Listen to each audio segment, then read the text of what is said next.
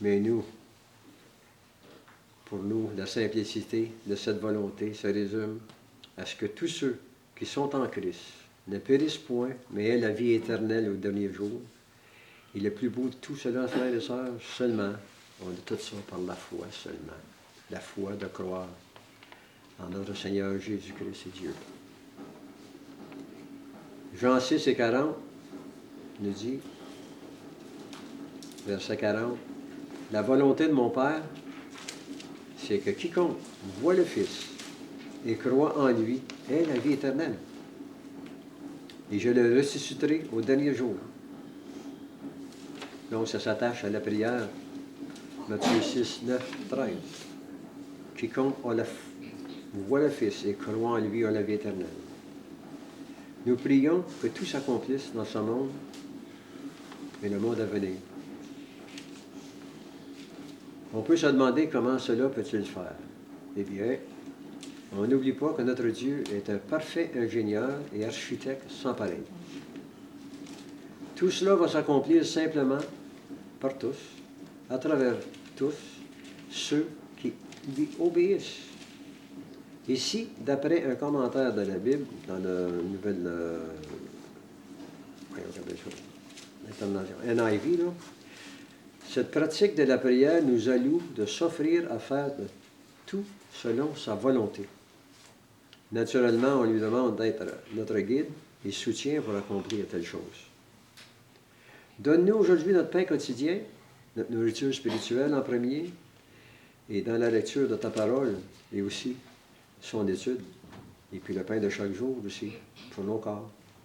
Pardonne-nous nos offenses, comme nous pardonnons aussi à ceux qui nous ont offensés. Puis Seigneur, aide-nous à oublier même l'offense aussi proche qu'on est capable de le faire que tu le fais, toi. Parce que Dieu, il est capable d'oublier. Nous autres, on essaie d'oublier, mais on n'est pas capable d'oublier à 100% comme Dieu le fait. Et ne nous induis pas en tentation.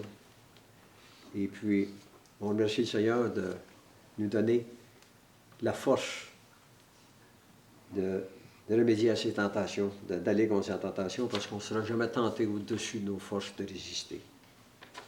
Puis finalement, de nous délivrer du mal, de ces anges néfastes et persistants sous sa domination, parce qu'on est attaqué tous les jours. Toute notre vie, on va être attaqué.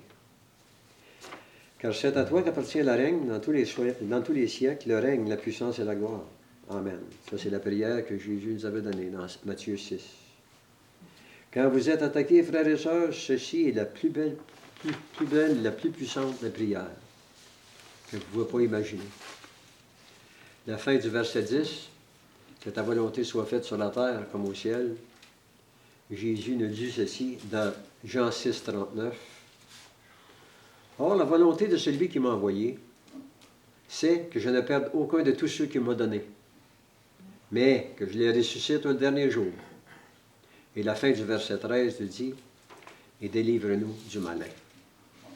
Finalement, frères et sœurs, dans Hébreux 4, 16, approchons-nous donc avec assurance de la grâce,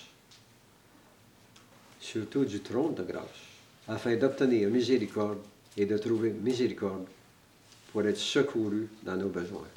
Amen, frères et sœurs. Amen.